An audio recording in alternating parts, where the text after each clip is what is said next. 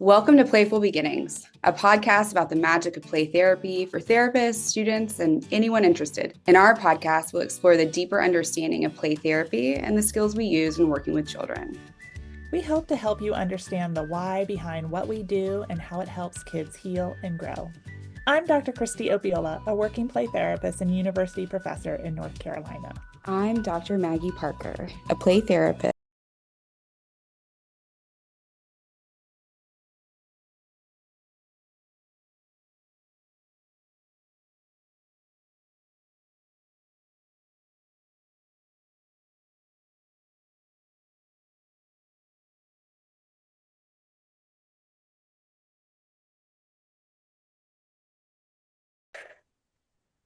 Good morning. Good morning. Hello. We are so excited to have Dr. Ahou Line. You are our first ever return guest. Oh, I'm a So two-parter. exciting. And it's parent partnership or partnership and parents. Which one is it? Parent partnership consulting. There we go. So she has parent partnership consulting and a lot of really awesome, very well thought out and informative online trainings that you guys can take that are super helpful and informative and that count towards RPT, which is really big. You want to make sure that what you are doing is aligned with our organizational standards, and you can trust Dr. Ahou Line for that. And she's also here to talk with us about her new book. Yay! You wrote a book. Oh, I have it. It's right here. Let me see. Working with parents in play therapy. So tell us about what what you're hoping for with this book, or what you envision people being able to utilize it for. Yeah. So when I started the doc program at UNT, I remember going in and being like, everyone has a thing. Everyone kind of knows what their research is, and really digging into, if I'm going to have to do all of these assignments, I wonder if I can just make them fit into things that I'm really interested in. So starting my very first assignment in the doc program, I remember thinking, I've been in practice for a while. I graduated with my master's, practiced, and then I went back to get my doctorate. And the thing that always made me the most nervous and the thing I struggled the most in as a play therapist was working with parents. I also used to be a middle school teacher. And so as a middle school teacher, I remember avoiding calling parents. So this has been a thing in my life always of, I love working with kids, but parents just freaked me out. I was always so nervous to talk to them. And I think in my master's program, I remember thinking, I know exactly what to do in the playroom, but when it comes to these parent consultations, I really feel like I'm floundering. And so throughout the doc program, every research paper I wrote, every self-directed project I did was really focused on the topic of including parents in play therapy, making them feel really connected to the process, but then also creating processes for supervisees and newer play therapists to just not feel so scared and overwhelmed by working with parents. So I took all of that. So I've kind of just been building it up since I started my doc program in 2019. And so it's always been in my mind of, I should probably put all this together somewhere. So when I graduated with my doctorate, it was always still in my mind, and I was still creating a lot of resources and things because I've been in practice this whole time too. So the book is kind of a two-part type thing. So there's a lot of content. So I have different chapters about the multicultural implications of working with parents, which is very research focused. I talk a lot about theory. I talk about the identity of becoming a parent, and all of that is very much grounded in research, very textbooky. But then what I really wanted to create with this book is a really practical guide so that play therapists in all different stages of their career can pick this up and use a lot of the practical resources in there. So for example, I have a whole chapter that is called a parent consultation guide, and it goes with the best practices for parent consultations chapter. And so in that guide, you literally can photocopy it and you fill it out in preparation for every parent meeting. So for your intake, your subsequent meetings, your final parent consultation, So I really see play therapists using that guide to just make themselves feel more comfortable. I also think it could be a really great resource for supervisees and supervisors who are really trying to build up this skill for their play therapists too. And then I created a parent guide to play therapy. So there is a 15-page photocopyable basically handouts that you can put together and put on your lobby desk, for parents who are just interested in play therapy. And it takes everything about play therapy and puts it in parent friendly language. And then in the back of the book, which I'm really, really excited about, I have 5 activities, including materials, steps, processing questions to really help play therapists develop their skills in working with parents. And then I have 5 activities for parents. So they're activities that I've actually used with my parent clients that are really developed to build empathy for their kids, to build empathy for their own experience as a parent. So it really is, to me, it's just, I wanted to think about what are all the resources I needed as a play therapist, and I wanted to just put it all together. Yeah. So that's it. That's what I made. That's awesome. Well, and I think it's really what I like is that there's the textbook piece so you can understand the why behind it, that it's not just here's that worksheet. Because I think sometimes it's easy to just tell me what to do. And when we do that, then sometimes what it is that we're doing and how we explain it kind of gets lost in translation. And then we don't connect as much with the parents, which is the whole purpose, right? Absolutely. Yeah. And I think that was what was really important to me too, is that so much of this is grounded in research. So, my own dissertation work is in there. The meta-analysis I wrote is in there, but then a lot of other people have done so much incredible research about working with parents. And so I really wanted it to be grounded in research and not just stuff I made up, so. Well, and I think what a helpful resource, as I think this is one of the things that trips up a lot of newer play therapists and experienced play therapists. I know a lot of the students I talk to, they say they do play therapy because they don't want to work with adults. And I'm like, that's cute. And because guess what? Kids come with adults. You're going to have to work with adults no matter who you are, what space you're in. So I think it's such an important book because I think this can be a make or break part of a play therapist's success, and their journey is a collaboration part with parents. Absolutely. And I tell people this a lot whenever I'm presenting too, is that the number of times I've heard someone say, oh, I was a play therapist, but I left the field because working with parents was too hard. Or, I used to have a full caseload of children, but it was so overwhelming working with parents that now I just work mostly with adults, or I've filled in half my caseload with adults. And so to me, we have these unbelievably talented play therapists. And I think the parent work is almost moving them away from play therapy because it can feel this daunting part of our work that really is just, you said, Christy, the make or break. And I think it takes a few bad experiences with parents to make you, what are we doing here? And I work with adults, and I'm working with adults is so much easier for this very reason, right? I don't have to call up their mom and tell them what we did in therapy because they're my client. And so, yeah, I totally agree with you. I think it's the more we can build up play therapists' confidence in this, I think the more longevity play therapists have in their career too.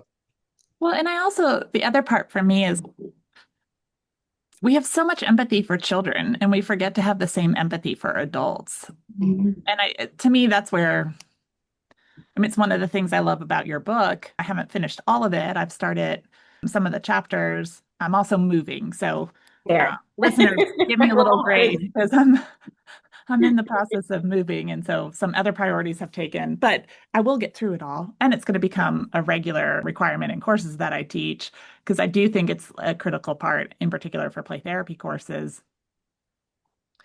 But when we lose the empathy for parents, I think that's where it gets really hard. And for some reason, we can have empathy for kids, but we forget to have empathy on the other side. And I'm not a parent, but I've worked with enough parents to know how challenging that really is. And so many of them feel failures, and that, they're second guessing, and they get a lot of mixed messages from the community and society and their own family members and, their kids' teachers. And I don't want to be that same message. And so I work really hard, right, to engage with parents in a way where they feel partnered with instead of, enemy number one of the process. Right. Yeah, I always talk about how we have so much unconditional positive regard for kids. And then something happens where we're like, oh, they turn 18 and they should just know better. And, and the whole first chapter in my book it's called The Unique Experiences of Parents. And it was the most cathartic to write. Because I'm a parent myself. I'm also 34 weeks pregnant. So there's that on top of it all. But I remember becoming a parent. I was a play therapist for about 5 years before, and then I became a parent. And then I remember thinking, man, I know how much I cared about working with parents before, but the empathy that I sometimes felt maybe I could have lacked, because, for example, I always talk about how, in our intakes, we ask things, tell us about any developmental milestones that were a challenge, growing up. And parents will say things, oh, my child had colic. And you're like, okay, great. And I would just move on because I was, well, his kid's 10, it doesn't matter. And then my own daughter had colic and she cried for 8 hours a day. And I think about, if I sat across from a professional and I told them that, I want that empathy of, oh my gosh, that must have been so hard for you, right? Those types of opportunities for connection. And I also think about what parents today specifically are facing. And there are so many challenges that I think parents are facing. I mean, in August of 24, they came out with the parent mental health advisory, and parents are struggling. I think parents are sounding the alarms. This is really hard. And it's not just, oh, parenting has always been hard. There are new things that make modern day parents really question everything they're doing. Specifically, I found recently, if you type in #parenting on Instagram, there are 25 million posts, because everybody is a parenting expert and everybody's going to tell you what to do, and everybody knows your kid better than you do. And so what we're facing too is a whole host of parents who just don't trust their own instincts. They don't trust their own parenting ability. And when I look at my own mom, man, she was so confident with everything she did, even when it wasn't great, but she thought she was doing a great job. And I find that so many modern day parents have lost that, right? They'll come into our office and they'll say, oh, well, I've taken this parenting course and this parenting course, and I paid for this.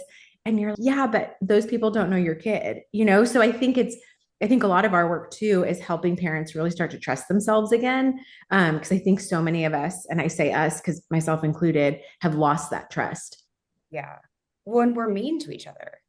So mean. Very mean to parents. Yes. There's just constantly eyes on you. And it used to be that it was, okay, if you're at a store and your kid melts down, you have those. And granted, people are putting this stuff on the internet. So in some ways there is some self-responsibility there, but I've seen people genuinely asking for help and just be ridiculed. And even me responding in empathy to them was, oh, I see you're a therapist, I'm going to report you to the board. And I'm like, what is happening? I think I texted you, Ahou. Oh my gosh, what is going on? People like the parents are out. Like there's no empathy, right? It's very, and it's frustrating because I do think we as a society are really wanting answers and help, but you're right. I think that's the beauty and the downfall of child-centered play. And what we're doing is that there isn't necessarily one answer. It's all about the relationship. And so we have to talk with you first. We have to understand your child and your experience and your relationship. And that nuance is not coming through in what parents are receiving.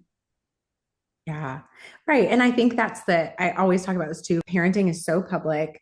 Parents feel so judged. And so then if they sit across from us as a play therapist and they pick up that same, even if it's a little inkling of it, that same judgment, immediately they're going to shut down, right? And think about how vulnerable it is to bring your child to play therapy. That is a terrifying thing to say, this person I raised, I don't know what to do, and now I have to come to you for help. We have to remember, we're not the first person they came to. Exactly. We're probably the 50th or 100th person that they've already sought support from before coming to us. We are often not the first effort. We are closer to the end effort of working with their child. And so I remind myself of that frequently, right? The position of coming to us, that level of vulnerability, and that, I think, just fear. Mm-hmm. Right? Of what did I do to cause my child to struggle this much? Yes. Yeah. I hear that sentence all the time too, of what did I do? Did I mess them up? Is it too late? And I think when you care so deeply about building a relationship with the parent, you'll start to hear more and more of those sentiments, which to me, I'm great. We're building rapport. They're starting to trust me and open up because all of that fear and worry sometimes manifests in things like anger and defensiveness. And I think that's where play therapists really struggle, myself included, right? When someone comes at you and they're mad and they're saying, this isn't working, or are you just playing in there? The underlying emotion behind that is fear and worry. And so, yeah, if we can start from the very beginning, building that relationship with parents, then hopefully we avoid some of those more angry conversations that I think are what play therapists are so terrified of. Yeah. Well, and separating it out is that anger and frustration, that's not us really. That's just their experience. And so that also deserves empathy. Just we would, if a child came and was angry at us, right? Or a client, that's the same kind of thing. And I know it feels different when you're with a parent. I say this, and it's like when I'm in meetings and someone comes at me, I don't respond therapeutically. I respond as a human. But can you stay in that therapeutic space in those moments? Because there's something else happening. And that's hard, I think, in those moments to get bristly, I guess. Yeah. Yeah. I totally agree. What were you going to say? Sorry. I used to get very bristly. Yeah. My empathy increased so much when I had kids. Yeah. Like, oh, this is hard. I do want to speak for those who are listening who may not have kids yet, because I don't have kids, right? This is something I think we can learn. We just have to really listen and check our judgment. And I have had to practice this in all aspects of my therapeutic work. And it starts when I'm at the grocery store at 9 o'clock at night and there's a 4-year-old who's losing their cool and the parent is maybe not choosing their best parenting strategy, and in my head I'm judging. I'm being, why do you have a 9-year-old out, or why do you have a 4-year-old out at 9:30 at night? Of course they're tired, of course they're losing, right? That's judgmental, where I have to say, gosh, this family, right, what level of support do they have that they're bringing their 9-year-old? Do you know what I mean? Right. You kind of have to switch your mentality a little bit. And I remember being in Trader Joe's one night and the scenario, but there were 3 kids, all of them under an age that they should be in bed at 9:30 at night, right before Trader Joe's closes, right? And all the parent wanted to do was rush through Trader Joe's and pick things up and get out of there because it closes at 10, right? So you also have a fine line of, I don't have time to wander through the store and pick up everything, right? Which is what some of the kids were wanting to do. And I remember other parents avoiding them, making comments under their breath, right? And I remember I think I walked by and said something to Mom, you are doing an amazing job. This is not an easy task. And she got a little bristly with me, and then she saw me at the checkout counter and she said, thank you.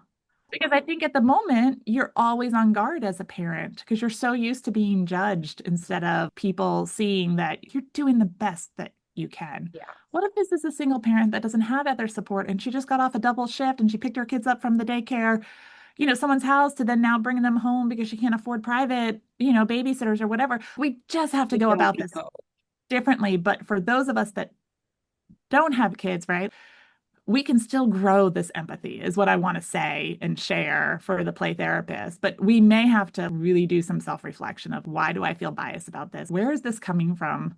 Right. Within me? Is it my own feelings of inadequacy because I don't have kids? Is it related to my experiences being raised? Is it kind of the community message we get? But we do have to do some self-reflection on this. Well, and because it's not, you can't just wait until you have the experience in order to gather the empathy. That's not how therapy works. Because then we'd have to experience all of the things of the clients that we are seeing, right? We have to be able to develop that. And, but I do think as a play therapist, right, it was an insecurity for me for a long time that I didn't have kids and I don't have kids. And, it was something that I felt that I potentially was lacking. And what I just want to say to our listeners is, you don't have to have kids to be empathic towards parents, right? But this is a skill we can learn for ourselves. And it doesn't make you any less worthy as a play therapist to have kids or not to have kids. Because some people are blessed with the ability to have kids and some people are, aren't able to have kids. both of those make you no different or less worthy as a play therapist. Yeah. Well, so in the first chapter, I actually have a self-assessment to build a lot of self-awareness, and it's split up into two. So there's a self-assessment for people who have children or identify as parents, and then a self-assessment for those who don't, for that exact reason. Christy, I think something I say often too is that becoming a parent also made things challenging in a different way for me. There's oftentimes this feeling of guilt where when I work late on a Tuesday night, I know that it impacts my unconditional positive regard because I just want to be home with my kid right now, and she's thinking to herself, well, you're playing with other people's kids. Why aren't you playing with me? Or I do sometimes get into my own idea of what would I do as a parent. Maybe I'm triggered in ways that I wasn't before. And so it's not even just, oh, hey, if you don't have kids, you are just as effective. Sometimes I think you have strengths that people who do have kids don't have, and again, because I've been on both sides and was a play therapist for so long without kids, I do think sometimes maybe even just my level of patience was higher before I had kids, because I have a 4-year-old and I'm pregnant. And so I also am thinking to myself, I'm at work, but I'm going to have to leave a little bit in my tank for when I go home and have to parent my own child, versus when I was a play therapist without kids, I wasn't thinking that, right? I'm going to give it my all today. So regardless, I think it's all hard. And so that's why I think even that self-assessment, when I was creating it, I was thinking, what did I need when I wasn't a parent to build my confidence, but also help me see things and view parents in a way that was really effective. Mm-hmm. Yeah. Hard. It is all hard. Everything's hard. Kids. I think it's so funny too, because when I think there's this misnomer because of the term play, that it's fun or easy because it's natural, right? Everybody does it. And I tell my students, this is the hardest thing I do. Being a play therapist is one of the most difficult. It requires so much more attention and focus and engagement. And, it's, again, all of the dynamics that everyone's recognizing and having to understand ourselves so that we aren't, inputting ourselves onto our clients. And it's just a tough job. And I think anything you've provided that makes it easier to understand ourselves, to understand what's happening, and then understand how to explain it is really, really beneficial. Yeah. Well, I think about too, some people, there's a lot of misconceptions, I think, about parent consultations out there of, if you're child-centered, which means that you follow the child's lead, that you should also follow the parent's lead and go in unprepared, right? Or fit them in where you can, or meet with a parent after every single session. A lot of things that I have very strong stances on. And I think that one of those things too is this idea that when you work with parents, to me, it takes double the energy. A parent consultation takes double, if not triple, the amount of work and energy and effort that working with an adult client does. And so don't put 5 parent consultations in one day. You're going to be really tired, right? Because you are responding in the moment. You're thinking on your feet. You're talking about your theory. You're talking about the progress of play therapy. You're doing assessment. You're talking about progress toward goal. You're collaborating with goal setting. You're thinking about the cultural implications, right? Your brain is firing on so many cylinders. And so you have to go into those meetings prepared. But I do think that if we just almost treat working with parents the same as an adult individual session, we're missing so much of the nuance there too, But yeah, it's hard. It's all hard. Yeah. Moral of the story. It's really hard. There's a lot of research that goes into it. Yes. Yeah. There's a lot of research. Yes. A lot of work. And there's, again, I think that's why I'm so passionate about this topic too, is I think some people, there's research that shows that play therapists agree that parent consultation work is very important and parent involvement is important. But in that same study, the majority of the participants reported that all of the parent work all the parent training that they received was postgraduate work. So in workshops or on the job training. And so again, I think that's why I'm so passionate about this topic, because it's not something that we usually have time for in grad school. You're lucky if you have one intro to play class. And so everything that you're learning is from your site when you're an intern or from your supervisor. And there are people who are doing this work so well. And so if you are working with them, then you're going to be really well trained. But if you're in a site where maybe parent work just isn't a big part of your job, of your day to day, if you're a school-based counselor, I never saw a parent. I just grabbed that kid and I took him into I took him into the play therapy room, and then I'd call a parent every now and again. But if it's not something that you're directly being supervised on, or if you're accessing these trainings, then I think a lot of times it's left up to us to figure out what to do. And then you've got play therapists who've been doing this for 9-10 years, and then but I'm still struggling with this one thing. And I think that takes a lot of humility and fear and integrity to say, man, I feel really skilled in all of this stuff, but this is a place where I'm still working. And I don't, to me, I think I'm so passionate about it because it should be in all of our grad classes. But if it's not, what can we as play therapists reach out for, and what tools do we have at our hands to then grow in that skill? Yeah. I mean, I still get nervous doing parent consults. Me too. And I think inevitably I forget where I was talking, inevitably at the 20-minute mark, I'm never going to fill up 50 minutes. This is never going to happen.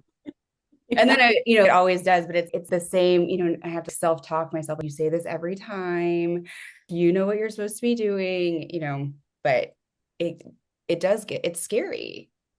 Totally. Once a month, I probably am, what am I doing? I can't believe I'm telling people what to do in this topic that I still am so bad at. So where I'll have a parent where you are making me question everything I've ever said. So, but again, I think that's the beauty of, I appreciate the fact that I'm still practicing, because it brings up so many new things that oh gosh, here's a new challenge I'd never thought about. Yeah. Well, this is awesome. I'm trying to think, what else should we ask? I don't know. It's just always so fun to see you. And you're going to be speaking for APT conference. Registration is open. You're a full day. Yes. Yeah. I'm talking about using play themes to communicate progress to parents. So I'm very excited. You need to come to that. Exciting. Yeah, that's awesome.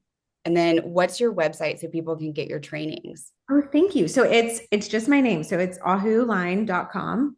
And then if you click on trainings, I've got trainings and resources. So I have a number of APT approved trainings, all focused on working with parents. And then I've started to create a whole resource library too of things. I just created something I'm really excited about. And so I have all of the 20 play themes and then the internal statements according to Ray 2011. And then I created sample language of how to talk about it with a parent, and then what sample progress could look in that theme, and then how you would communicate that progress to parents. So it's this big document that I think is a handy dandy one-stop shop, especially because I think themes can feel overwhelming, and people only ever talk about 4 of them. I tend to stay away from them. I'm like, there's so many more than just power and control. Not every kid is power and control. So yeah, so I'm really excited about that. But I have other things too, email templates for parents, a parent consultation tracker, all types of things that I think are helpful. That's awesome. Which I think that is one of sometimes the harder things in therapy, is getting parents, not because they don't want to, right? But when you have to decide between your kid coming or you coming, you're always going to pick your kid to come. Right. And then when the financial, it's not cheap. No.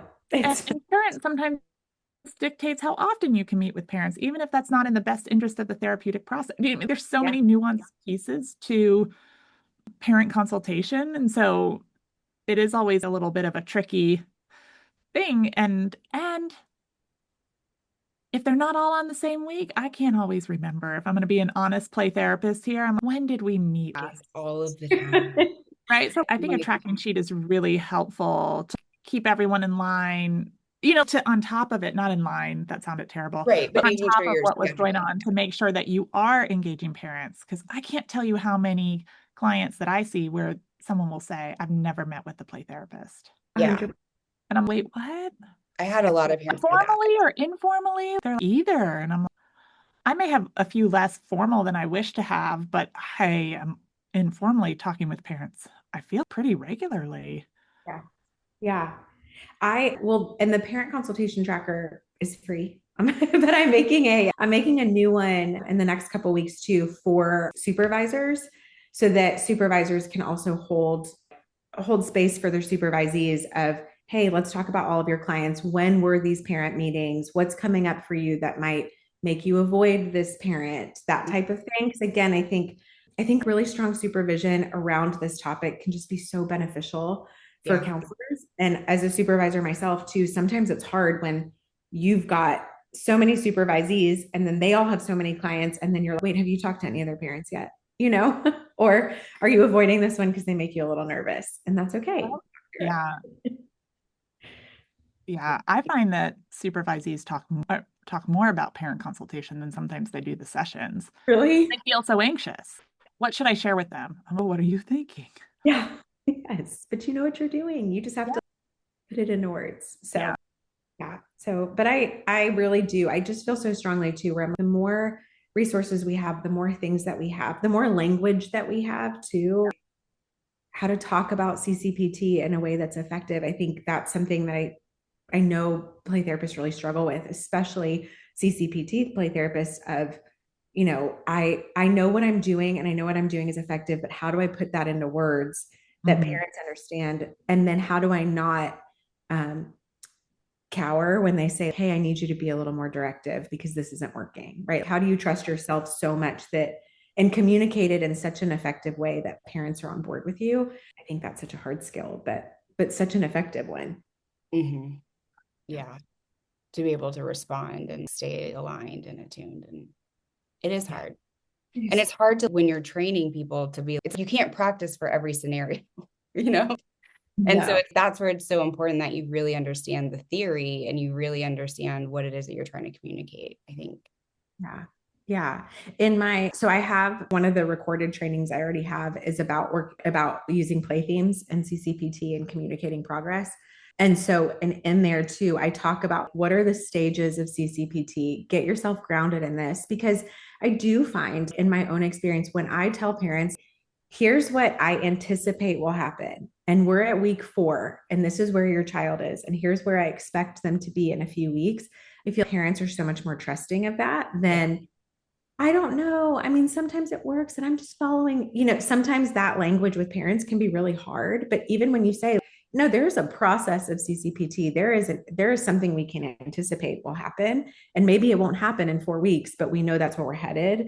That roadmap language, I think, really helps play therapists also feel more confident. So I talk about that in my training, and I'll talk about that at APT too, because I'm like, we got to get this verbiage strong as CCPT play therapists so that parents trust us, because I know what we're doing is so meaningful. It's just, we have to be able to communicate it. Maggie's heard this from me, and my students have heard it 1,000,001 times. The word just, we need to delete that from our vocabulary as play therapists because we minimize ourselves all the time. Well, we're just playing. No, you're not. I just said it. It's under my skin because that's not what's happening. And it also conveys we don't have a lot of confidence or trust in ourselves to know what's happening. But we use it too often, either because it's a habit or we are doubting ourselves or we're unsure. But it is, I think, a problematic word, in particular when we're talking with parents or other professionals. Yeah, absolutely. Yeah, that's the title of my training. So are you just playing in there? because you hear it. And I think when we flounder and we say, yeah, kind of, then parents, I think about it. Therapy in private practice too is expensive. It is a time commitment. You have to keep bringing them. You have to keep paying for this. And then I'm not even going to tell you what happens until 3 to 5 weeks in. So I'm requiring so much trust from you. And so I need to be able to speak confidently and effectively to what I'm doing. And there is, we know there's research that says CCPT is effective. There is a process that CCPT follows. It's not this magical nebulous thing. We see patterns in how kids heal, and so how do we communicate that? So that parents, especially ones that maybe are more logical in their thinking, they can come to us, right? I always think about my own partner, who is one of the most logical, direct people I've ever met. And I'm okay, if I was sitting across from him, what would I say? Because you have so many parents that, Yeah. will say, maybe this isn't going to work. I'll just go find a CBT therapist because they'll tell my kid what to do, Yeah. Yeah. Yeah. Or they'll do worksheets and then we know what happened in therapy that day. Mm-hmm. Yeah. Yeah. And after I say that out loud, don't say that about CBT play therapists, because I don't think that's always true either. No. It's just what I think parents believe parents, happens sometimes. Yeah. So. Well, I really appreciate you coming. We love having you. Thank you guys so much for having me. I'm so grateful to be back. It's such an honor that you invited me back. So our first repeat guest. This is so fun.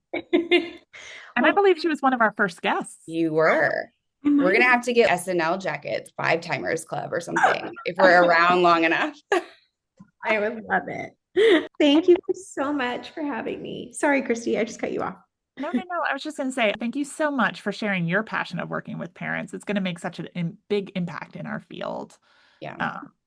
And I think you're, intended or not, right? It starts kind of a legacy of really making sure that kids and families get the best quality care. And that's really what I hear the passion of your book is. And so thank you for sharing it with us. And I hope our listeners order it. You can get it on Amazon. Yeah. Amazon or Routledge, or I think, yeah. All the places. You can also, if you're going to be at APT in the fall, you can go to Ahou's session, but don't register too quickly so Maggie and I can register first. Hang on. I believe you're speaking at the Northwest Play Therapy Conference in the Seattle area, correct? Yes. Yeah, I'll be in Portland on June 1st. So I'll be very pregnant and very excited to talk about parents. So I'm excited. Are you speaking anywhere else this summer? No, this summer I'm going to be staying put, having this baby, and then I'm going to be back in the fall. So yeah. Well, we wish you a very safe and bonding end of your pregnancy here and first few months. And we are excited to meet your peanut at APT because I'm assuming they will be there with you. Yes, I think I'm going to bring them. I'm going to bring both peanuts. So well, if you need a babysitter while you're doing the keynote, let me know. I will happily cuddle. No, you're the keynote. I forgot about that. You're the keynote. She's part of a keynote panel. Yeah. Yes. So I am so nervous. I'm already sweating about it, but you'll be great. You're going to be great. I'm like 90% proud, 10% jealous. Maybe. Thanks, Maggie. So awesome. It's so great. Yeah. It's so lovely to have you. Thank you so much for your time. And for our listeners, don't forget to subscribe to Playful Beginnings podcast. If you want to have a chat with Maggie and I, you can always send us an email at info@playtherapyspace.com. That is the one we check the most often, but if you want to personalize it to one of us, you can do Maggie@playtherapyspace.com or Christy@playtherapyspace.com. And we look forward to seeing you guys next time. Bye, guys. Bye, y'all.